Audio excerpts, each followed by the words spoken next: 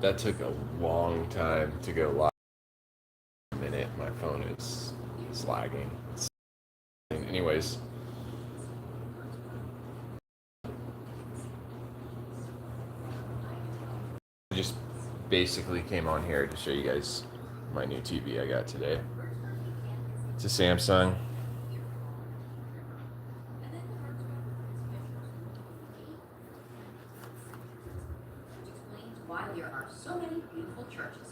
Super clear screen, and I rearranged a little bit. If you remember, that was in this corner, and this couch was angled, but it was taking up so much of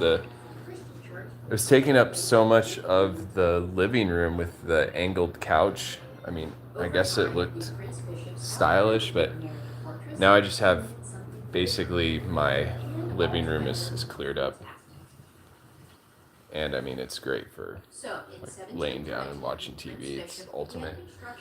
And then my old TV was on this. So,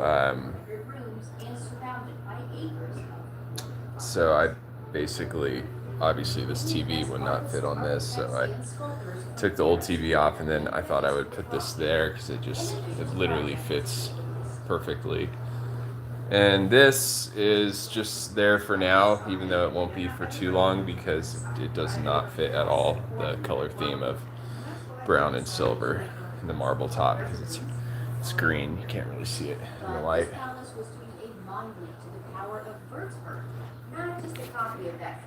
Been watching so much Travel Channel today. Watched the whole show on Poland, Switzerland.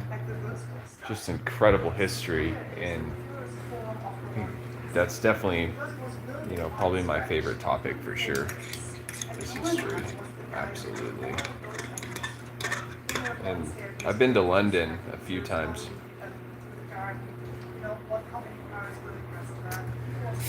And obviously went to St. Petersburg and went to the Royal Palace and saw the Tower Bridge and went to the Parliament. I don't know. I'm just making up names now. Manchester Square, Abbey Road. No, yeah, I saw it all. I saw basically everything. Between the two trips I took to London, and each were extended stays.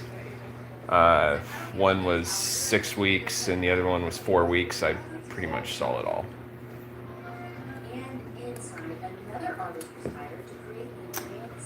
So super jazzed about this TV.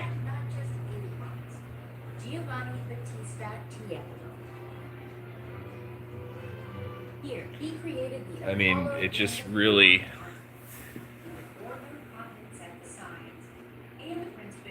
I mean, not only is it the other TV I had out here was purchased, I think, 6 years ago.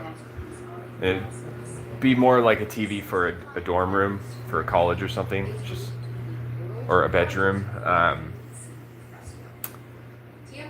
So this is it's more of an appropriate size. I think that's actually a perfect size TV for this living room because this is a smaller living room. What's up? I'm just showing you my new TV I got today. I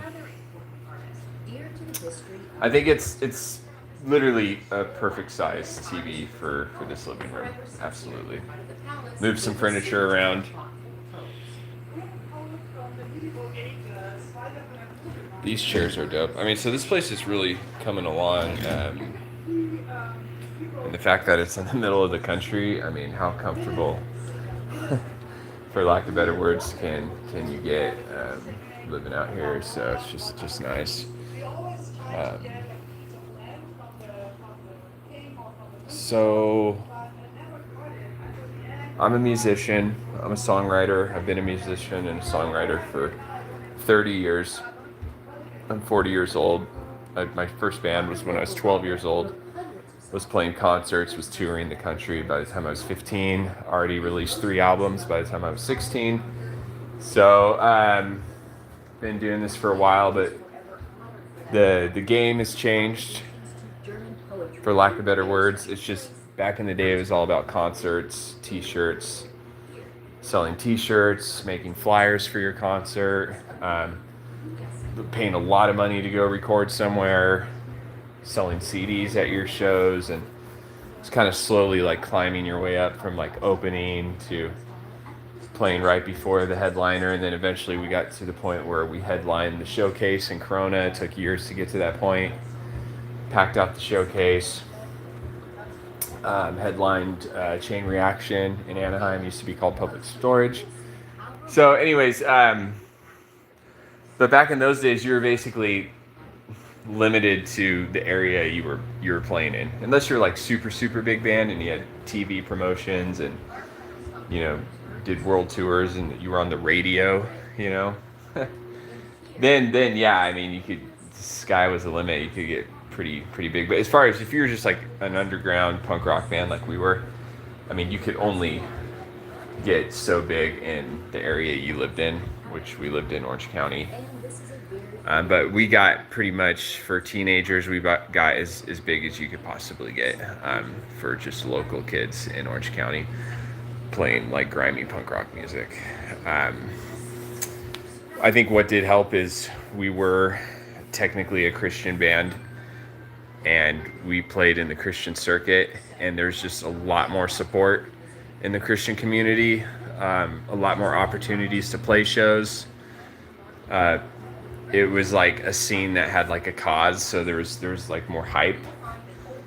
So I feel like you could climb up a lot quicker in the music world, in the Christian industry, and maybe even today also with, I mean, if you had a social platforms that were Christian, that were supporting your art, you're going to have like a built-in fan base just by the fact that you're a Christian.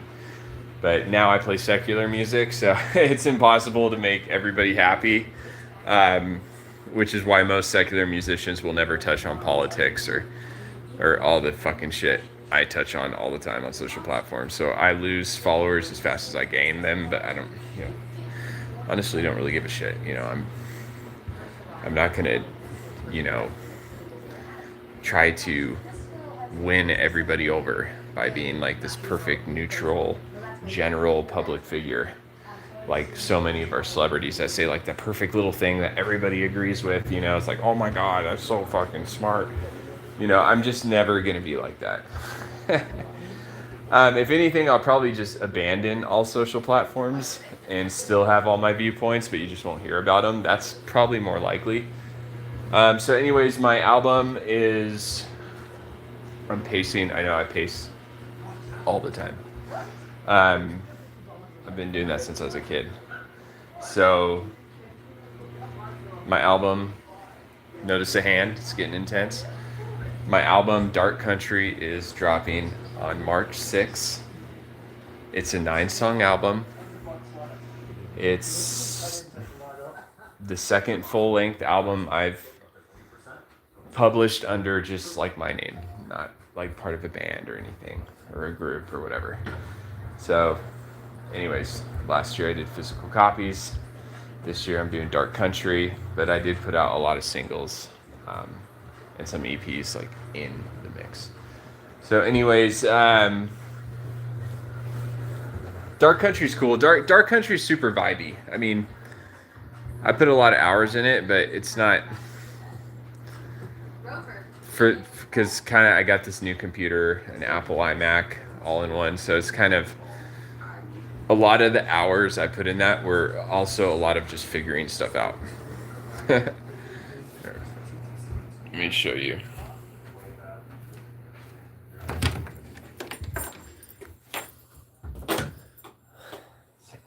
This is it. This is where I record. This is a bass I use. And you could tell music studios have gotten a lot smaller than they used to be. Going from analog to digital. And I've just been using a Casino Epiphone. Now, not all the songs on Dark Country were recorded. I feel like I stumble on my words when I go live for some reason. Okay, so Not all the songs on Dark Country were recorded here in my home studio. Some of the songs were recorded in Portland some years ago at my buddy's studio, who has like way more stuff. He has a room dedicated to his studio where you can see that's like my bedroom and the studio combined. So he has, guitars all over the walls and just way more gear basically. And he uses Logic. I use GarageBand. Obviously, I think Logic is more advanced recording platform, I'm sure. But GarageBand, you can do a lot on GarageBand. And it's funny, I used to record sort of experimental stuff on GarageBand a long time ago when I was in this band, Hold Me Like a Gun, when I was 21 years old. 20, 21, 22, 23, I think Hold Me Like a Gun went for 3 years. That was a hard 3 years, though. I mean, that was like a very active 3 years. So it seemed like I was in that band for a decade, but I think we only gigged for, a few years. But anyways, Hold Me Like a Gun, slop rock, riff rock, just kind of, we tried to sound like Led Zeppelin. It ended up sounding like Iggy Pop. It's just, I look back and I was basically a kid. I was like 22 years old. I thought I was full adult, but I'm like, wow, I was like really young watching videos and stuff. I'm super young. I'm basically a few years out of being a teenager. So anyways, I'm too young. That's one of her songs. Okay, so anyways, I'm gonna record that actually. That's gonna be on the next album I do. But anyway, so I was doing this experimental project called Anjo Gang, ANJO Gang, and it was just all that super psychedelic, artsy, weird stuff that you want to play in your band, but it just doesn't fit at all at the live show, and none of the other bandmates want to fuck around with that shit. So it's basically like me and my buddy Daniel and our producer friend Don, who and actually my buddy Andrew too, he got in on a handful of those songs. So Andrew Gang was cool because it wasn't a band, it was just whoever was there. It was kind of the after party after the show when we were still up and doing stuff. We would record experimental music and we used GarageBand. So GarageBand has advanced. It's gotten way better. Because I just started using GarageBand 6 or 7 months ago, and before that it was 17 years ago. So it's gotten a lot better. But I like it. I think it's pretty good. But anyways, Dark Country. I know I'm pacing. I'm gonna probably sit down here in a second. I almost want to make some coffee, having some ginger beer. Alcohol free, obviously non-alcoholic. They don't let me drink anymore. So,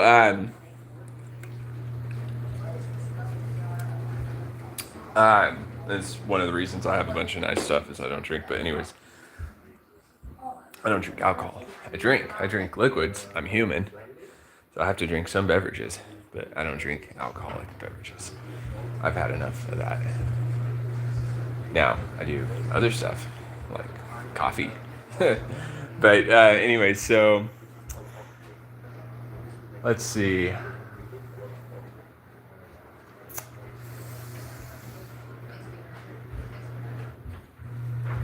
Dark Country. It's very vibey.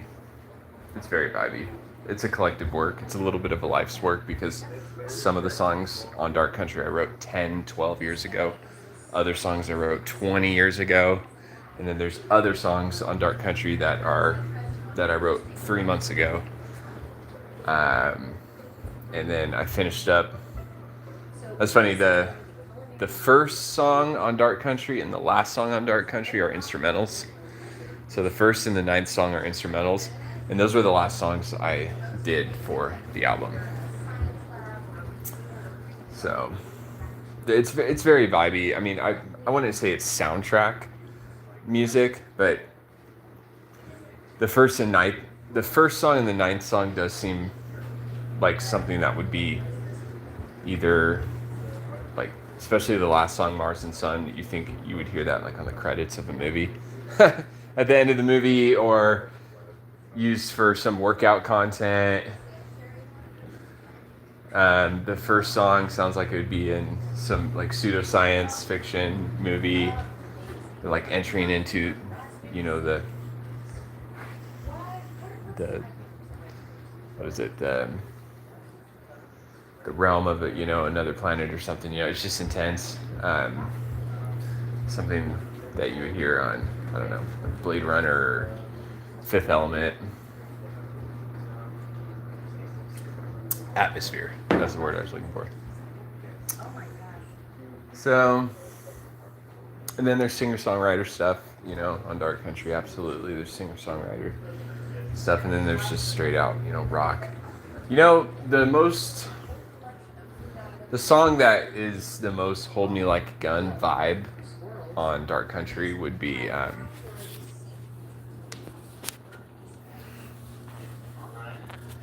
it would be I'm on Top. I'm on Top is the most rock sounding song on the album. Basically, I'm on Top would easily be able to be a Hold Me Like a Gun song. It's like aggressive glam rock, bluesy. But the thing is my voice was so shot on that song. It's just from cigarettes, smoking so many cigarettes, I just couldn't hit the notes how I normally would. So even though the song sounds good, there's a couple parts on that where I'll never be able to listen to it without going, man, my vocals were super shot on that song.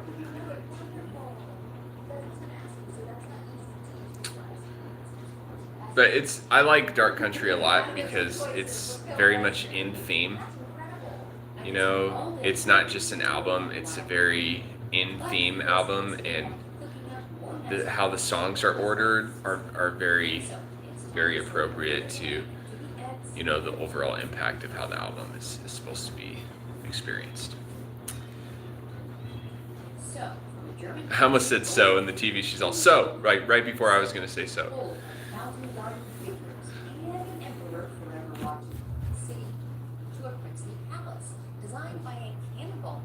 That's what I'm watching. I love it when people tune in for a minute or two, and then if you do anything, they'll leave. I'll like show the TV for a second. They're like, "Oh, I gotta go." She's great. Delicious Franconian grown delights.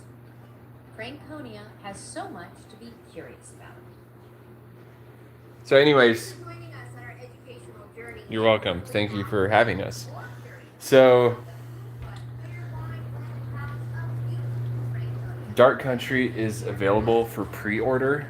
It's $14.99. Again, it's a 9-song album. It's dropping on March 6th. And they're all songs that I've written.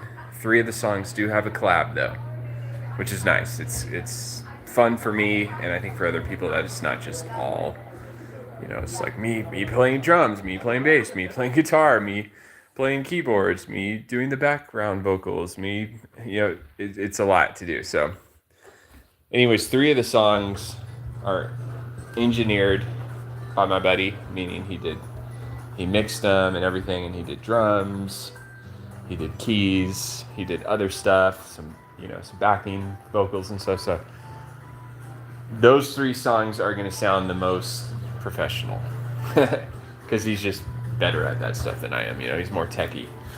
So those songs will be Orange Night, The Cave, and Priest and Apostate. You'll notice they're more produced sounding, just overall just better sounding.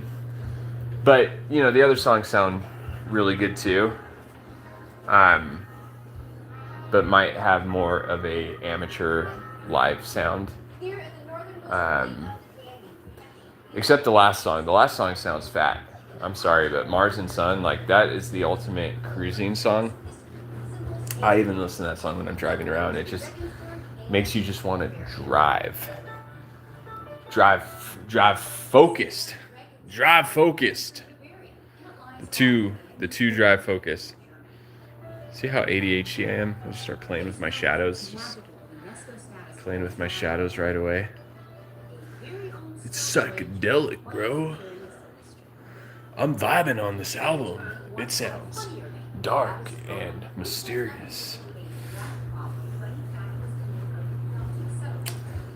So I wasn't planning on going live tonight. I just wanted to show you guys my TV. So I'm gonna wrap it up here. Because everything I'm about to go off on, I just went live on it 4 or 5 days ago, and I don't want to sit here and repeat myself for an hour because I'm having a really rich day. I want to enjoy the rest of my day. But for those that watch this in the future viewers, long live prosperity and long life to you. So yeah, I'm just digging this whole little setup. It's got this neat Here's what I'm curious about in Regensburg. Boy Scouts Sue threw some gold coins out this window. vase. What is this ancient? This where there would be like ashes to relatives. No, I'm just kidding. This crematorial base. Crematorial base. Here we have the crematorial base. Just kidding. I'm trying to be funny. It's not funny. Okay, Bible. Protestant Bible. I don't know why we have a New King James version. Mother Mary icon. Yeah, I'm Eastern Orthodox. Just I thought this was really neat. I got this today. It's just a little rope. I just thought this was the neatest thing. I was like, I have to have this. And so yeah, if you ever need rope for something, and also it's decorative. I haven't decided where to hang that up yet. So yeah, I've been watching the Travel Channel for seriously like 7 hours straight. All of this girl too, just one country after another. And half of them, I've seen them already. It's the ultimate chiller show. So yeah, I'm feeling pretty good about the album. I've already gotten, I'm noticed definitely a influx of sales and streams through my accounts. I'm still so far from even breaking even. I've put in $10,000 in my music in the last 14 months. That's if you include traveling, gas, food, paying other people to record me, paying people to master stuff, buying audio interfaces, buying computers, buying basses, buying guitars, buying chairs, buying mics, publishing music, copywriting music. All of this stuff costs money, and it's a lot of little purchases, like $100, $200 purchases, but I've been very busy with my music. So and one time I rented even a truck to go down to California to record a couple songs. So I count that as all obviously part of the financial investment, if you will, on my music. So that was like $700 or $800 to rent the truck. So I put, that's part of the 10K. So anyways, even though I'm making money, I'm very far from even breaking even. So it's still a passion. It's still a hobby. It's a business, but it's something I enjoy doing, and I would be lying if I was going to say it's not my end game to retire on this stuff. It definitely is. But how I originally started writing music had nothing to do with like money, fame, or popularity, or girls or anything, because I was a kid when I started writing music and playing music. It's just like what I do. I don't try to write music. I don't want to write music. It's just what I do. It's what I've been doing for so long. Another knight who is holding a really scary German battle axe, so maybe don't mess with that guy. And then down here on the corner, she is so cute. She is so awesome. Oh my gosh. So anyways, And this represents the measurements of the time. Because in the centuries before we had standardized measurements, pre-order my album or just wait till it comes out and stream it for free on YouTube. Or if you want to buy a single, or if you just want to buy, maybe just Orange Night is a song on the album. Maybe you just want to buy that song and put that in your library. If you're a DJ, I strongly recommend listening to some songs like Mars and Sun, Fresh Pumpkin Pie, Trick or Treat. If you're into hip hop or remixes or DJs, if you're into that stuff, I got that stuff too on deck. No, but really, Fresh Pumpkin Pie. I feel like if someone mixed that up, that could be a sick hip hop for bars. And then Trick or Treat is literally called Party Mix. So even though it's chill and it's reggae, it could definitely be an opener for a party. And you just throw on a few minutes of that shit while people are warming up and getting their drinks and shit. Super chill. So my catalog, it's expanding, and I told myself, I was like, okay, I'm going to take a few months off of recording anything. And then I've already started writing my set list for my next album. And then I also want to do more instrumental, like hip hop, dubstep, that kind of stuff too. So I got literally so many projects going on right now. Multiple genres, but and then I have a single dropping out on February, dripping out on February 18th, and that's gonna be a total throwback to like 1980s rock steady British ska music. It has that super old school sound, but that song's really good. I listened to that song a few times, showed it to some people, and they're like, damn, this is really, really good. It sounds like really authentic rock steady music if you're into that stuff. So that song's called It's Yours, in parentheses, Rude Boy. So yeah, that's it. That's what we're doing. That's what I'm doing. That's a quick little update. I hope you guys have a good night, and thanks for my subscribers. I think I'm like 10 away from 500 subscribers. So if you're watching this, hit the subscribe, let me blow your phone up, and yeah, no, hit the subscribe, and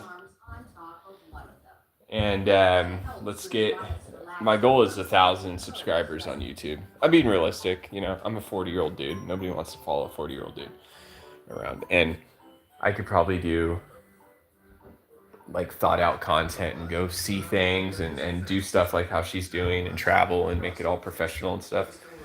I could do that, but it's really time consuming, and it's just not something I'm doing right now. But maybe in the future I could be doing actual, content, because everything I put up is super, super spontaneous and random. Even though it seems like a funny skit, something that I thought about, it was literally just right there. So anyways, all right, peace out, y'all have a good one. Take care. Be well to yourselves. These health, this shit is evil, man. Don't even let, like, I turn these down, man. This is like word cursing. When you watch these medication, I mean, they throw so many, they're like headache, diarrhea, blood sugar. They spew out like 30 ailments, and words are powerful, and you don't want to hear those negative words just randomly. It's spiritual. I think seriously, like a spiritual attack through these medication commercials. I always turn it on mute. Don't want to hear that shit. But anyways, you guys have a good one.